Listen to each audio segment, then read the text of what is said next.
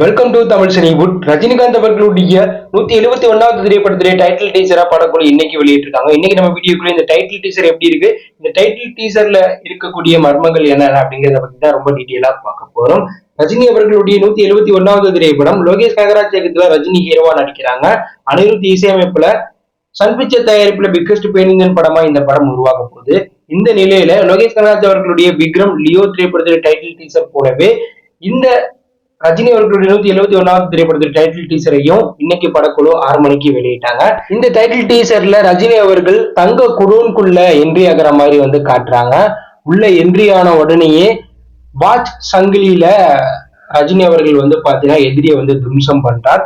ரஜினி அவர்கள் உள்ள என்ட்ரி ஆகி எல்லாரையும் அடிக்கும் போது அவருடைய ஃபேமஸ் டைலாக்கான தப்பென்ன சரியென்ன அப்படின்னு ஆரம்பிச்சு அந்த டைலாக்கை வந்து பாத்தீங்கன்னா ரஜினி அவர்கள் சொல்றாங்க.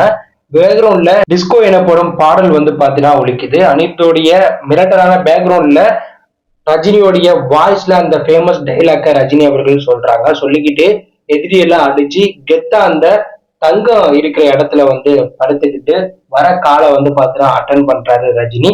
அட்டன் பண்ணி என்னடா முடிச்சிட்டீங்களான்னு அவரு கேட்க முடிச்சிடலாம் அப்படின்னு வந்து சொல்லி அவருடைய கூலி பெல்ட்டை வந்து தட்டார். ஸோ அப்போதைக்குதான் படத்துடைய டைட்டில் கூலின்னு வருது.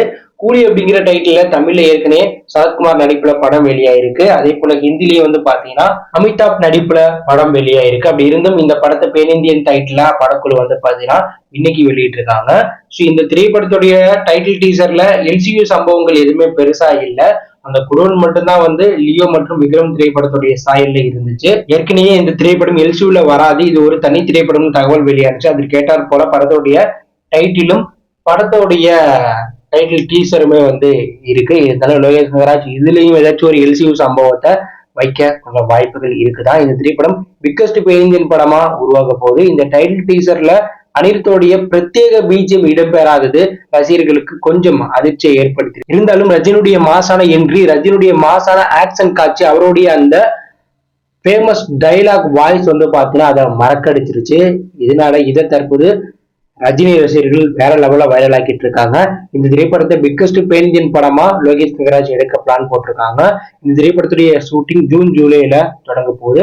அடுத்த வருடம் தீபாவளி அப்படி இல்லைன்னா அடுத்த வருடம் சம்மர் ஸ்பெஷலா படத்தை ரிலீஸ் பண்ற ஐடியால படக்குழு இருக்கிறதா சொல்றாங்க. ஸோ நீங்க ரஜினி அவர்களுடைய 171வது திரைப்படத்துடைய டைட்டில் டீசரை பாத்தீங்கன்னா உங்களுக்கு இந்த டீசர் பிடிச்சிருக்கா பிடிக்கல அப்படி ஒரு கருத்தை கமெண்ட் பண்ணுங்க.